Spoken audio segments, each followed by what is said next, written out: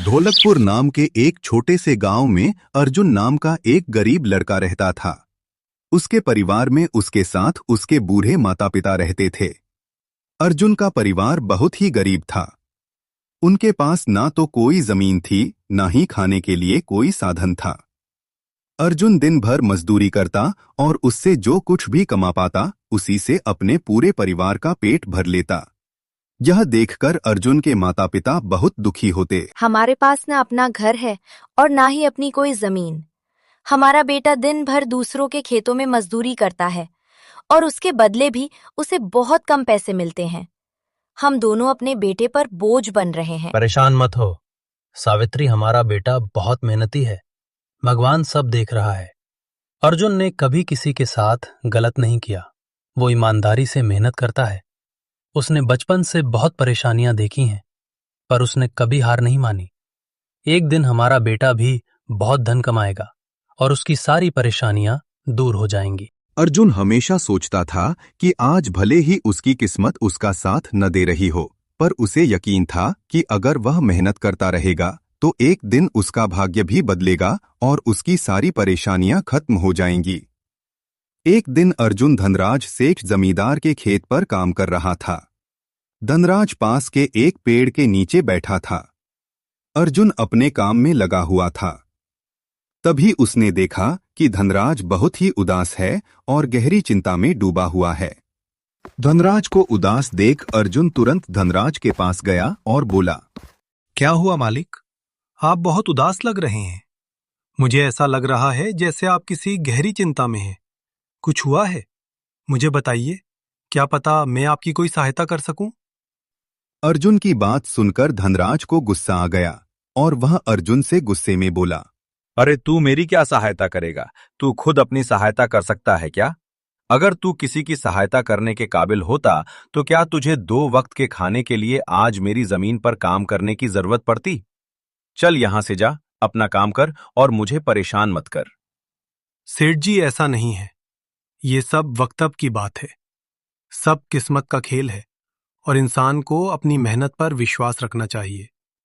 आज भले ही किस्मत मेरे पक्ष में ना हो, लेकिन अगर मैं ईमानदारी और लगन से मेहनत करता रहूंगा तो किस्मत भी एक दिन मेरी तरफ झुक जाएगी।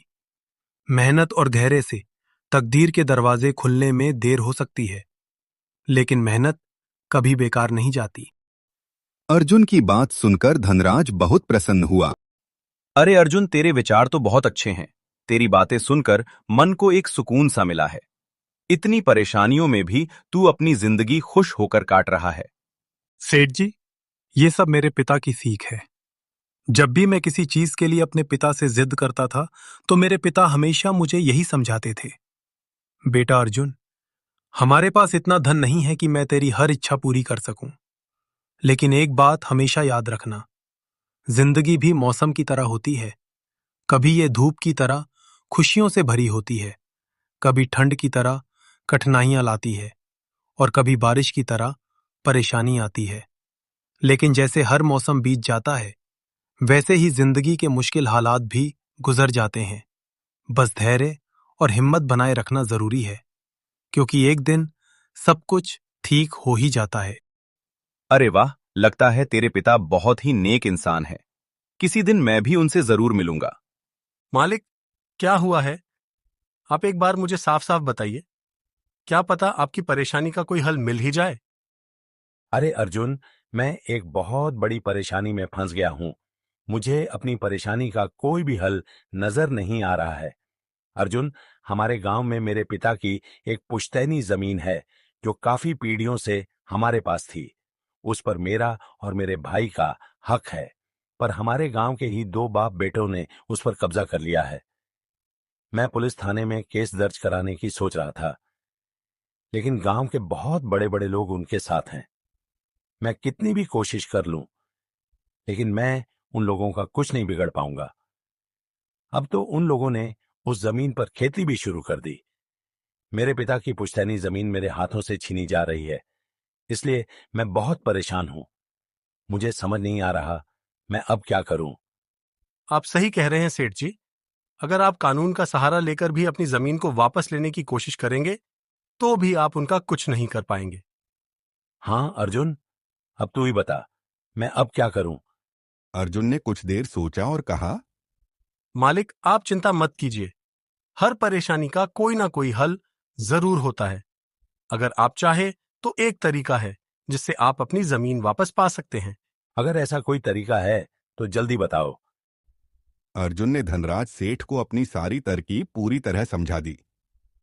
तरकीब सुनकर धनराज अर्जुन से कहता है, अरे वाह अर्जुन, तू तो बहुत समझदार है।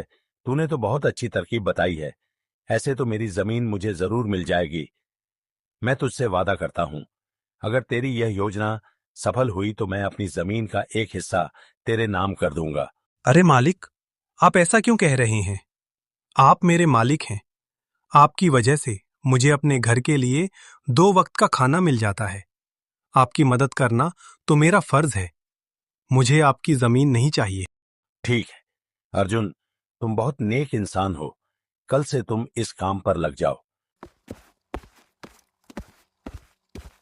अगले दिन अर्जुन बलदेव और करण नाम के उन बाप बेटों के पास पहुंच जाता है जिन्होंने सेठ धनराज की जमीन पर कब्जा कर रखा था।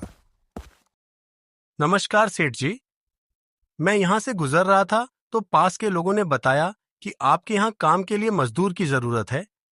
क्या आपके यहाँ मुझे भी कोई काम मिल सकता है? अरे अरे, कौन हो तुम? तुमसे किसने कह दिया कि यहां मजदूर की जरूरत है? यहां किसी मजदूर की जरूरत नहीं है।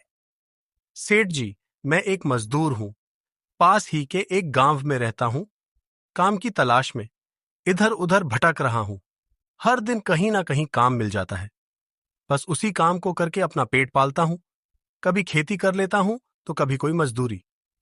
ये तो ठीक है, पर हमारे यहां फिलहाल कोई काम नहीं है। सेठ जी, मैंने तो सुना है कि आप लोग इस गांव के सबसे बड़े जमींदार हैं। आपके पास बहुत सारी जमीन है, इसलिए आपके यहाँ हमेशा मजदूरों की जरूरत रहती है। इसलिए मुझे लगा कि यहाँ मुझे कोई ना कोई काम जरूर मिल जाएगा। अरे भाई, मैंने कहा ना, यहां किसी भी मजदूर की जरूरत नहीं है। इसका मतलब धनराज सेठ आपके बारे में सही कह रहे थे। धनराज ने हमारे बारे में क्या कहा? अरे कुछ नहीं सेठ जी, चलिए तो मैं चलता हूँ। अर्जुन वहां से जाने लगता है। तभी बलदेव और करण ने अर्जुन को रोका। अरे भाई, इधर आओ, शायद तुम्हारे लिए हमारे पास एक काम है। अर्जुन तुरंत उनके पास चला गया और बोला, धन्यवाद सेठ जी, बताइए क्या काम है?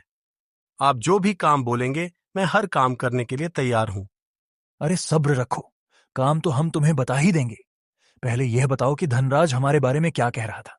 सेठ जी, मैं पहले धनराज सेठ के यहाँ काम करता था, पर वह बहुत ही कंजूस और बदतमीज आदमी है।